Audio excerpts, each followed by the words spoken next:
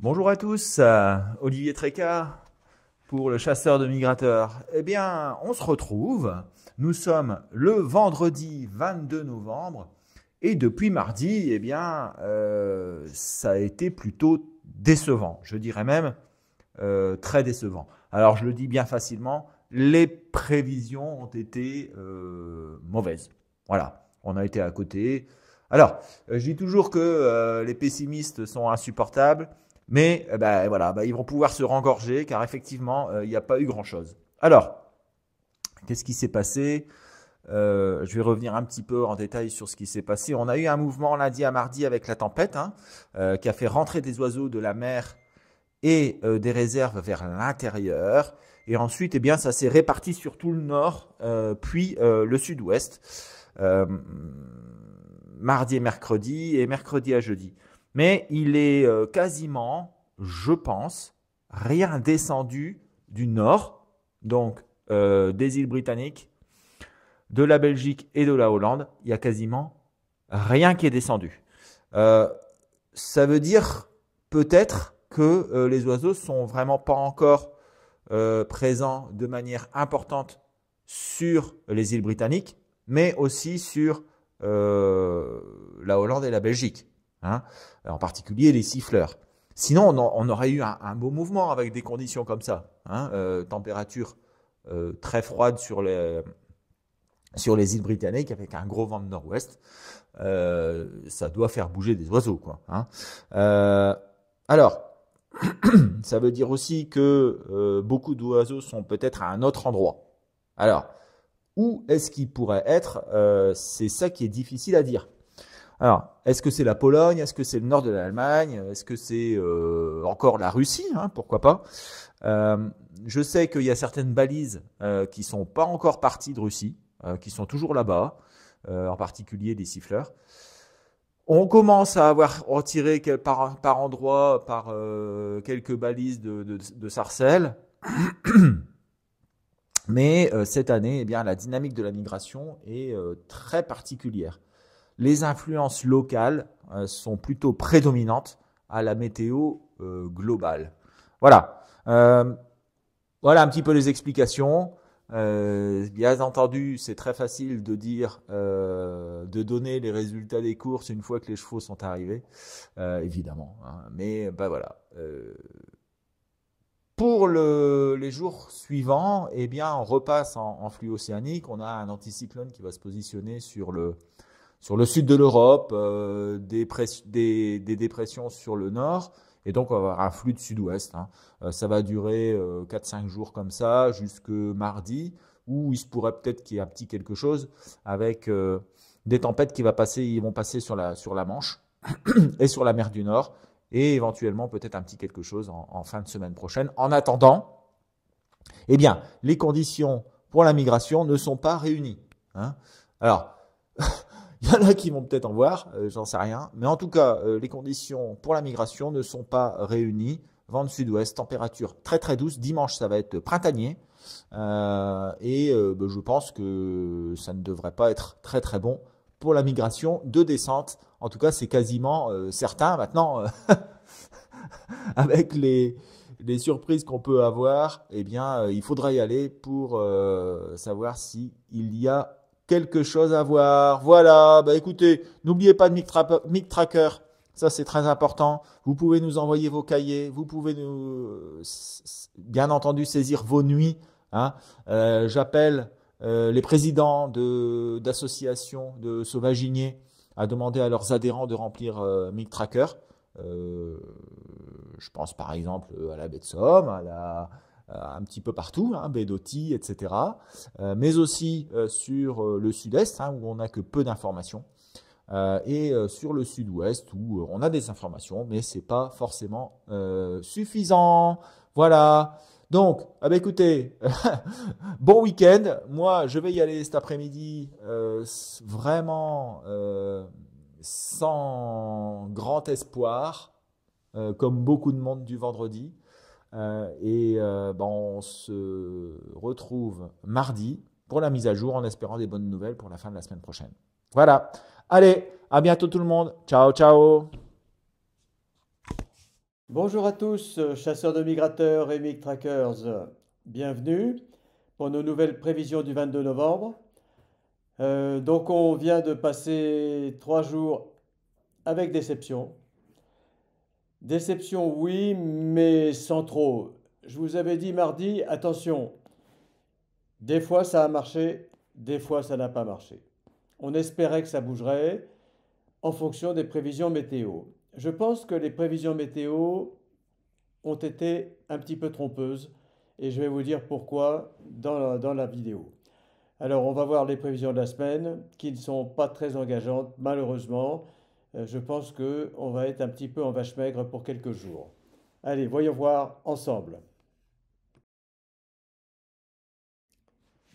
Pour le nombre de pauses, c'est la déception pour le Nord, même si on savait que ça pouvait ne pas descendre, parce qu'on avait vu à la dernière prévision que cette condition météo pouvait ne pas déclencher de migration. Mais bon, il y avait quand même un bon espoir compte tenu des prévisions météo.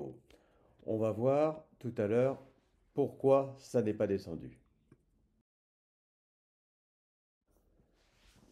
Pour les capots, bien sûr, c'est aussi une déception car ils sont restés à un niveau assez élevé, on va dire moins que la moyenne quand même, mais élevé par rapport aux espoirs qu'on avait.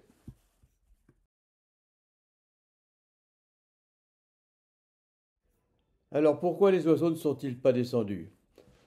Eh bien, si on regarde les cartes de température, on voit que pour hier, sur la carte de gauche, le froid s'est arrêté en Angleterre, on va dire une centaine de kilomètres au nord des côtes.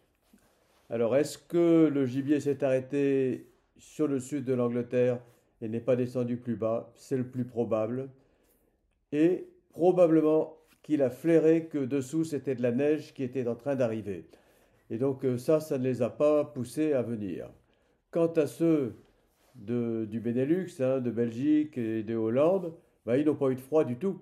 Hein, si vous regardez là-haut, en fait, il n'a pas gelé du tout, du tout, du tout. Bon. Et puis ce matin, on s'aperçoit que le froid, en fait, il est à l'est-sud-est.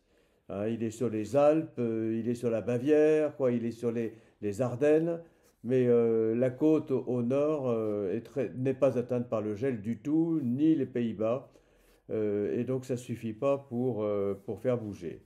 Quant à faire descendre plus bas, on était sous la neige sur le centre de la France, il n'y avait pas de raison pour le gibier de venir vers de la neige.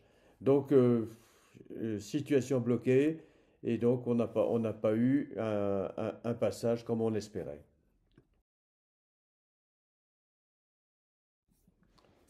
Pour les 5 jours qui viennent, malheureusement, c'est pas extraordinaire. On a un coup de sirocco qui commence, on va dire, dès vendredi soir jusqu'à dimanche. Et puis ensuite, on est en régime de sud-ouest. Il y a peu à espérer. Peut-être une petite lueur pour mardi, mais faut pas rêver. Alors là, ce soir, on est à 1,4 d'après la base, ce qui est un tarif normal par rapport à cette situation météo. Pour demain samedi, c'est à peu près la même situation. Vent de sud dans le sud de la France, sud-ouest en bordure de Manche. Rien à déclarer. On va faire une moyenne de 1,4 pour tout le monde. Pour dimanche, c'est à peu près la même chose, sauf que la dépression est en train de se creuser très fortement au large de l'Irlande. Les vents se renforcent sur l'Atlantique et sur la Manche. À peu près rien à espérer, 1,1 de prévision.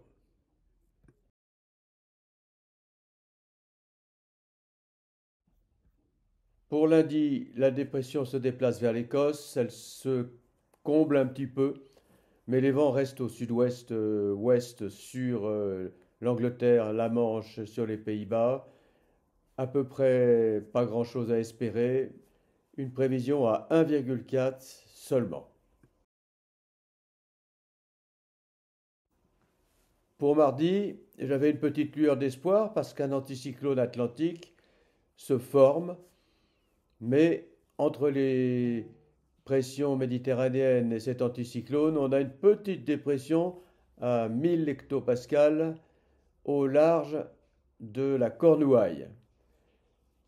On pouvait espérer que l'anticyclone gagne, mais d'après les prévisions, c'est la petite dépression qui va gagner et qui va même se creuser et peut-être même devenir tempête sur l'Angleterre. Donc là, il y a un pronostic un petit peu délicat et donc on est encore tombé un peu plus bas avec un de moyenne prévu. Donc on a 5 jours là qui sont pas terribles du tout, avant peut-être une possible amélioration après. Mais la météo est très incertaine en ce moment. On l'a vu ces jours-ci. Ils nous donnent des prévisions qui ne se réalisent pas tout à fait comme ils veulent. Mais bon, c'est assez difficile à faire. Allez, je vous souhaite bonne bredouille, bien sûr. Et puis à très vite. Au revoir. Bon, alors, nous y voici pour cette nuit de vendredi à samedi, la nuit prochaine, du 22 au 23 novembre 2024. Bon, eh ben, on a des hautes pressions qui sont plutôt sur le sud de la France et sur toute la partie occidentale de la Méditerranée. C'était pas forcément prévisible, mais voilà ce qui s'est passé. Et donc, on devrait avoir sur la France un petit vent de sud-ouest, hein, qui va se créer entre cette dorsale et une grosse dépression qui arrive sur l'Irlande. On a sur tout l'est de l'Europe et sur tout le nord de l'Europe une énorme zone dépressionnaire, hein, qui continue à envoyer un petit peu d'air froid et qui continue à envoyer cet air polaire jusque le sud de l'Italie et jusque la Grèce. Ça va créer des fortes pluies sur les Balkans, euh, un petit peu de pluie aussi sur le Danemark et la Hollande, mais malheureusement pas de neige ou très peu, un petit peu sur l'Allemagne et la Pologne, mais ça ne devrait pas tenir car les températures sont relativement hautes. Donc, bah écoutez, les températures restent basses quand même sur la Suède. J'ai regardé ça sur un autre système de prévision. Euh, c'est le seul facteur positif, hein. Euh, Vent de sud-ouest à sud, il n'y a pas de zone de départ bien spécifique. Pour moi, il n'y a pas de migration. Quelques déplacements aléatoires d'oiseaux qui pourraient regagner un petit peu leur pénate, rechercher à manger. Mais sinon, je pense que ce sera vraiment très très calme dans cette nuit de vendredi à samedi. Samedi à dimanche, eh bien, vous voyez, les hautes pressions remontent sur l'ensemble des Balkans et l'ensemble du sud de l'Europe, hein. On a toujours cette tempête sur l'Irlande, enfin au nord-ouest de l'Irlande, et donc bah, ça génère du vent assez fort sur du Portugal jusque la Sibérie, quoi, jusque en haut, jusqu'à la mer Blanche. Ce sont d'excellentes conditions de repassage. C'est dommage parce qu'on est en novembre. Donc uniquement du gibier de réserve, éventuellement des oiseaux qui pourraient rentrer dans les terres, mais c'est pareil, c'est comme si c'était du gibier de réserve. Dimanche à lundi, bah, c'est encore pire. Enfin, c'est pareil. Toujours la même chose. Les hautes pressions, elles remontent un petit peu sur la Biélorussie, l'Ukraine. Donc ce sera très bon pour une descente sur la mer Noire. Mais pour nous, eh ben, c'est sud-ouest, sud-ouest, sud-ouest. Du vent, du vent, du vent. Et pas de canard. Lundi à mardi, on reprend les mêmes et on recommence.